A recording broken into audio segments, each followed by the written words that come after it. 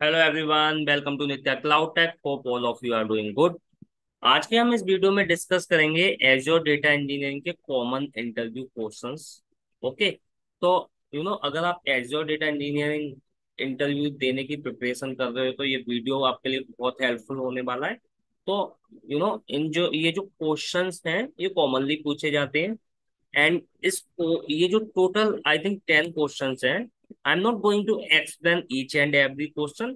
Rather मैं conceptually explain करूंगा, so that आप इस तरह के और भी क्वेश्चंस पूछे जाते हैं तो आप उसका आंसर कर पाओ। एंड अगर आप कॉन्सेप्चुअली करोगे तो भूलने के चांसेस भी कम हो गए, रादर देन अगर आप क्वेश्चन बाय क्वेश्चन करोगे तो आप आज देखोगे तो आपको याद रहेगा। फिर आप अगर एक हफ्ते बाद दोबारा से रिलेट करोगे तो भूलने के चांसेस रहेंगे।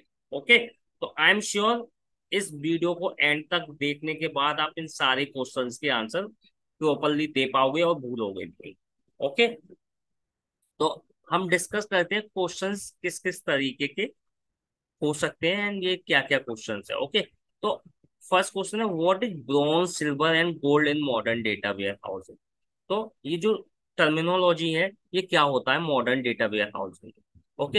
And difference between all of them, and what are the different Azure tool services to use for ETL process in modern data where housing.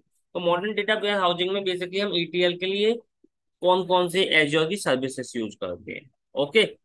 Data transformation करने के लिए हम एजोर की कौन सी सर्विस यूज कर सकते हैं। ओके। एंड कौन सी प्रोग्रामिंग या स्क्रिप्टिंग लैंग्वेज हम यूज करते हैं डेटा को ट्रांसफॉर्म करने में। हम ट्रांसफॉर्मेशन लेयर को मॉडर्न डेटा वेयर हाउसिंग में क्या बोलते हैं। ओके। कौन सी लेयर अनस्ट्रक्चर्ड डेटा जो है स्टोर करती है। उसके बाद which service is use for data injection. Difference क्या है आपका Azure data factory and Azure data bricks में। Okay. What are the three different layer name of modern data warehousing. तो ये जो क्वेश्चंस है इसी तरीके और भी क्वेश्चंस हो सकते हैं। ओके। तो अब इनका आंसर देने के लिए हम कॉन्सेप्चुअली एक चीज, एक इसके पीछे की थ्योरी समझते हैं, सो दैट हम इन सब क्वेश्चंस का आंसर दे पाए। तो सबसे पहले हम इसको साथ में ओल्ड डेटा वेयर हाउस से रिलेट भी करेंगे, ओल्ड डेटा वेयर हाउस की जो टर्मिनोलॉजी थी, सो दैट हम उससे रिलेटेड भी आंसर दे पाए। तो ओल्ड डेटा वेयर हाउस में मेनली हमारी ये चार कैटेगरी है बेसिकली। हमने यहाँ पे इसको कंपेयर किया है मॉडर्न डेटा वेयर हाउसिंग से, इन चारों पांचों कैटेगरी को। ओके। तो फर्स्ट है आपकी डेटाबेस सोर्स कैटेगरी। इसे क्या बोलते हैं हम, कि आपका जो डेटा है उसका सोर्स क्या है, मतलब आपका डेटा कहाँ से आ रहा है। अब आपका जो डेटा है, डेटा सोर्सेस है, वो हेटेरोजीनियस हो सकते हैं या होमोजीनियस। अब होमोजीनियस का मतलब हुआ कि आपका एक ही सोर्स है उससे डेटा आ रहा है। हेटेरोजीनियस का मतलब हुआ कि आपका अलग अलग सोर्सेस है, मतलब आपका कुछ डेटा CSV से आ रहा है, कुछ किसी डेटाबेस से आ रहा है, कुछ आपका क्लाउड से आ रहा है। तो मैं आपको एक्सप्लेन करने के लिए एक फिगर दिखाता हूँ तो आपको ज्यादा क्लियर होगा। ओके। तो आप कंसीडर कीजिए ये आपका यू नो डिफरेंट सोर्सेज हैं, सी लॉग, CRM, ग्राफ, इमेज। तो ये आपके हेटेरोजीनियस सोर्सेस हैं। तो यहाँ से आपका डेटा आ रहा है।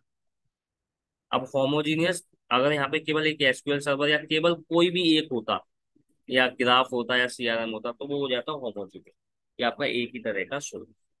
ओके। तो ये दोनों में हमारा जो है टर्मिनोलॉजी सेम ही रहेगी। अब नेक्स्ट हम DB लेयर का डिस्कस करते हैं, ये बहुत इंपॉर्टेंट है एक्चुअली।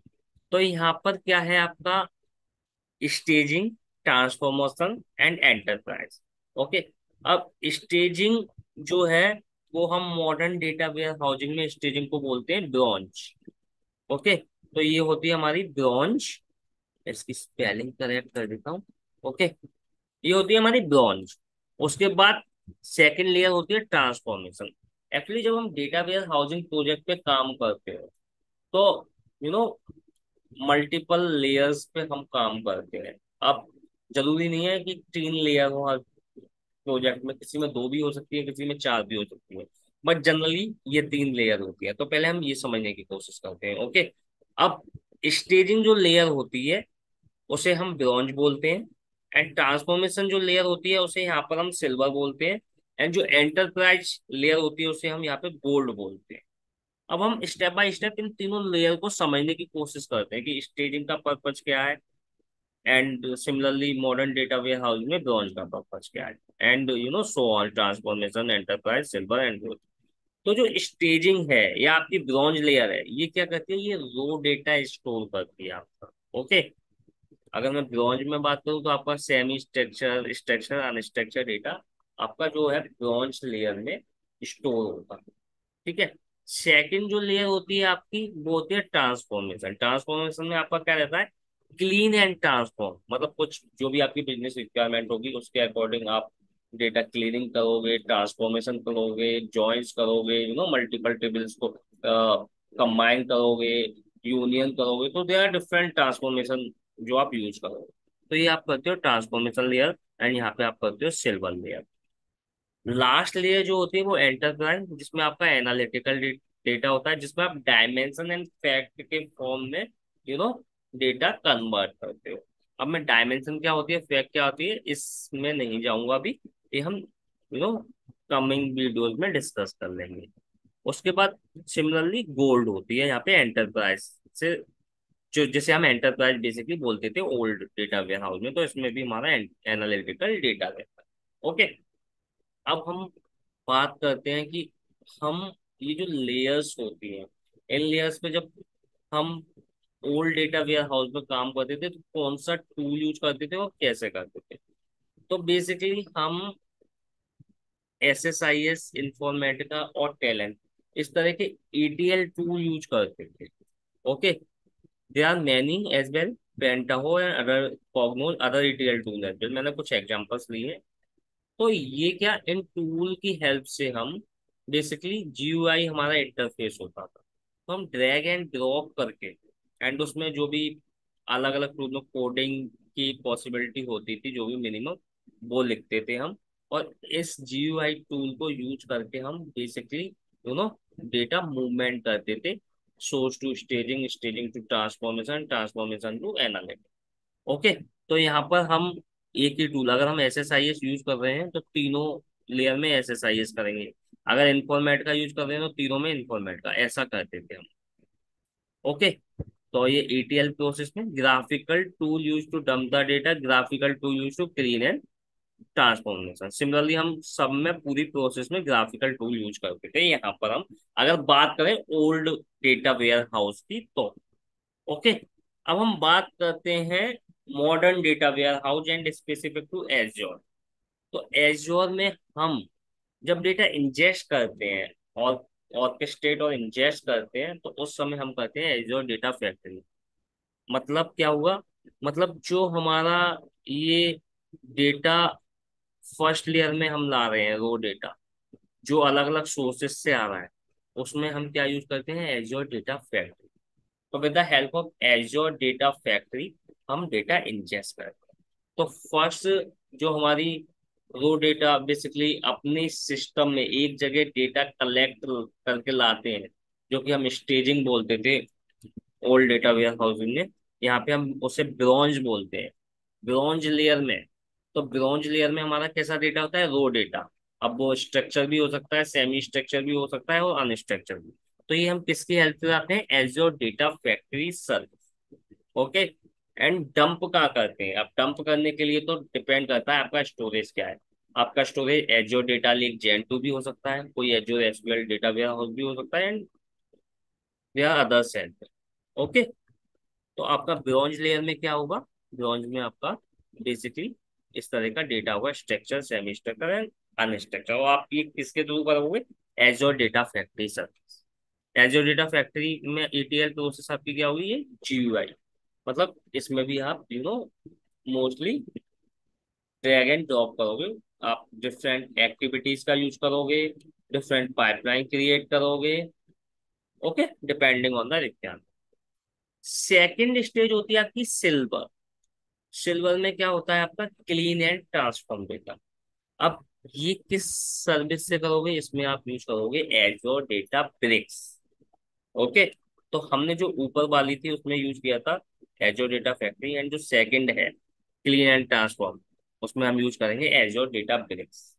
अब एजोर डेटा ब्रिक्स में हम ETL कैसे करेंगे, बेसिकली हम ट्रांसफॉर्म एंड डेटा क्लीन कैसे करेंगे, तो वो हम करेंगे with the help of scripting and programming language.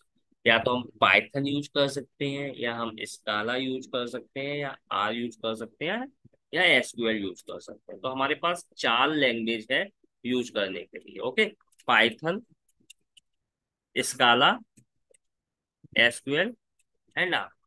तो आप जब एजोर डेटा ब्रिक्स में ETL कर रहे होगे, तो उस समय आपके पास कोई GUI टूल नहीं होगा, जैसे कि ओल्ड डेटा वेयर हाउस में होता था कि आप ड्रैग एंड ड्रॉप कर देते थे। यहाँ पे आपको कोडिंग करनी होगी, एंड कोडिंग करने के लिए आपके पास ये ऑप्शन है, आप चूज कर सकते हो आपको पाइथन में कोडिंग करनी है, स्काला में करनी है, जिस भी लैंग्वेज में करनी है, जावा। ओके, तो आप इसके लिए एजयोर डेटाबेस सर्विस यूज करोगे, एंड ETL प्रोसेस करने के लिए इन चारों में से किसी लैंग्वेज का यूज करोगे। उसके बाद थर्ड लेयर आती है आपकी गोल्ड। अब गोल्ड में भी आपको एजयोर डेटा ब्रिक्स यूज करना होगा, एंड एजयोर डेटा ब्रिक्स में जो भी आपका प्रोसेस होगा डायमेंशन एंड फैक्ट बनाने के लिए। ओके, जो भी आपको ट्रांसफॉर्मेशन करने होंगे, तो सिमिलरली आप यही चारों स्क्रिप्टिंग लैंग्वेज यूज करोगे। बेसिकली जब आप एजयोर डेटा ब्रिक्स पे काम कर रहे हो, तो आपको इन चारों में से किसी एक लैंग्वेज को यूज करना होगा। ओके, आप दो लैंग्वेज भी यूज कर सकते हो, पाइथन और SQL भी यूज कर सकते हो। तो depending on the project requirement आप ये चीजें कर सकते हो। ओके, तो आई होप ये जो सारे क्वेश्चंस थे उनका आंसर आपको मिल गया होगा, यू नो एंड या ADF एंड ADB का जो डिफरेंस, जो ये क्वेश्चन था, उसमें क्या है, जो एजोर डेटा फैक्ट्री होती है वो सिंपली GUI टूल होती है। उसमें आप कोई लैंग्वेज का यूज नहीं कर सकते करते, लाइक कोई प्रोग्रामिंग लैंग्वेज का, लाइक पाइथन, स्काला। ओके, ये जस्ट इंजेक्शन पर्पज के लिए होती है। डेटा ब्रिक्स जो होती है उसमें आप ETL प्रोसेस करते हो, बेसिकली ट्रांसफॉर्मेशन के लिए यूज करते हो। Okay, data cleaning and transformation, and उसमें आप ये सारी प्रोग्रामिंग लैंग्वेज यूज करते हो। आई होप गाइस ये वीडियो हेल्पफुल होगा। अगर इसी तरह के आपको और वीडियो चाहिए तो प्लीज वीडियो को लाइक, शेयर एंड कमेंट जरूर करिएगा। Thank you everyone, thanks for watching.